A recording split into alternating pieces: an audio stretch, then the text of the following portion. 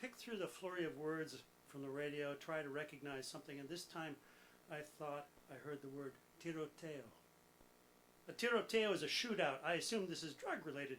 Sharon says she caught the word Hoya, jewelry. The cab driver tells us she's right. There had been indeed a tiroteo, but not drugs. Ordinary crime. A thwarted robbery of a jewelry store around the corner from our hotel near the Zocalo. Zocalo is a Mexican word for the town square. In Mexico City, the Zocalo is a vast, empty plain under the foot of the cathedral.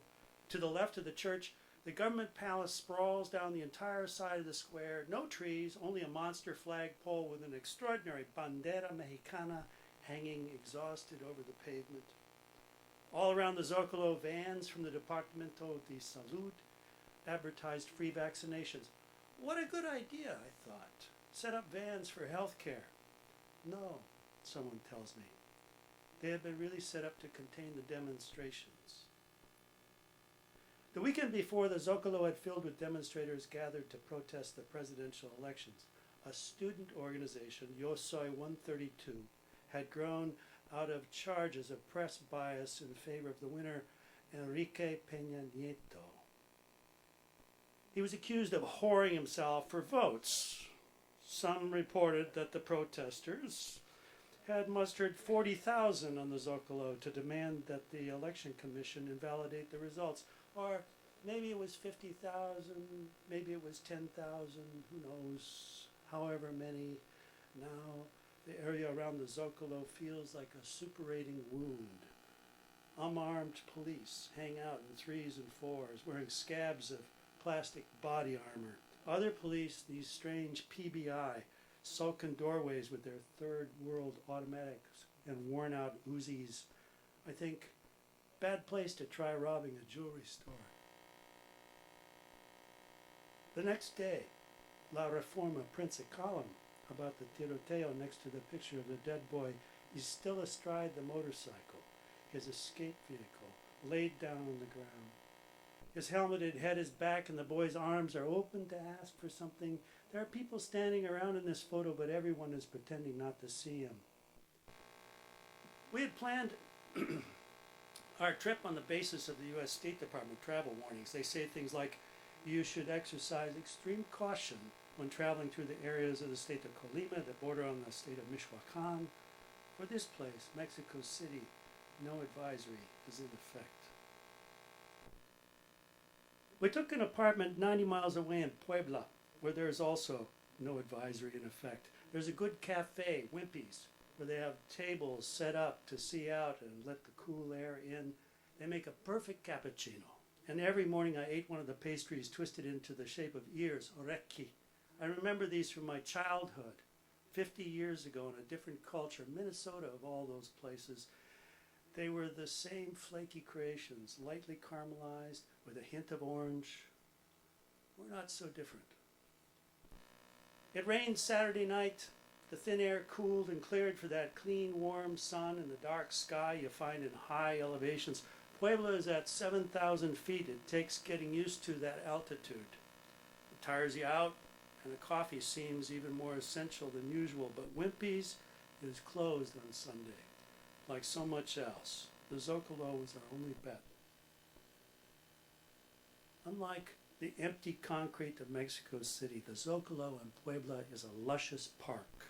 The old government building and the cathedral face each other over a fountain dancing in the center, benches cuddled together under the shade trees, free internet, cafes lounge along both sides of the square and fill their open-air tables with chalupas and enchiladas, chocolate dark mole poblano draped over chicken, beef, or pork, cold beer, Victoria, Sol, Corona, flan de leche, and the good coffee. Usually a quiet place on a Sunday morning.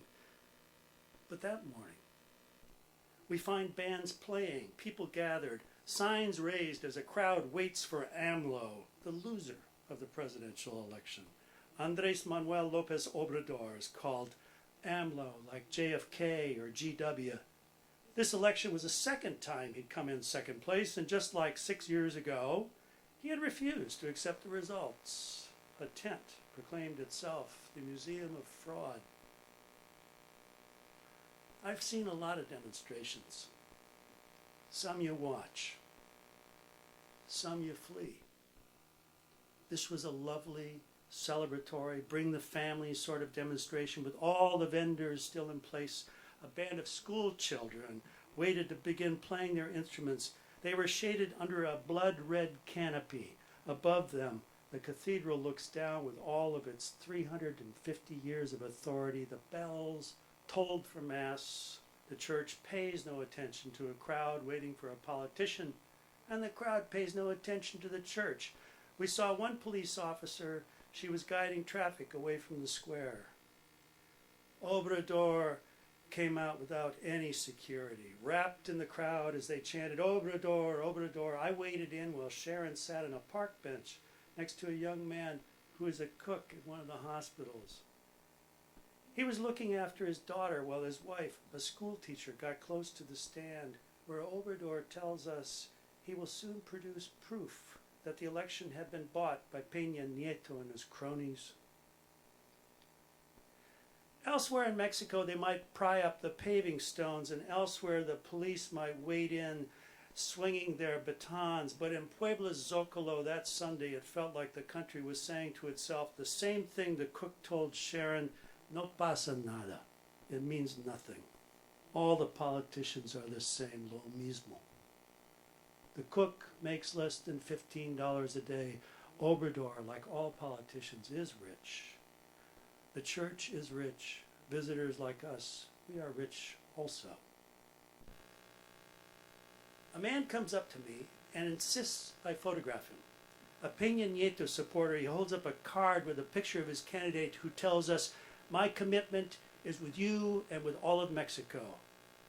By accident, the photo catches something in the background. A cartoon balloon over the man's head says, Vuelven, hicimos algo mal. Go back, we've done something wrong. By noon, the demonstration is done. And the cafes are filled, and that evening, under the trees, the boys hold their arms open, waiting for something, girls, to be kissed. And as they kissed, out of memory, all the old people pretended not to see them. The word tiroteo is half known to me. I may be able to translate it, but I don't know it. Over 50,000 have been killed in the last 6 years of the drug war. Peña Nieto, the president-elect, says his priority will be quelling the violence that hovers over Mexico like a bleeding red cloth. And the people in the U.S., those people, can take care of their own trafficking problem. It belongs to them. It belongs to us.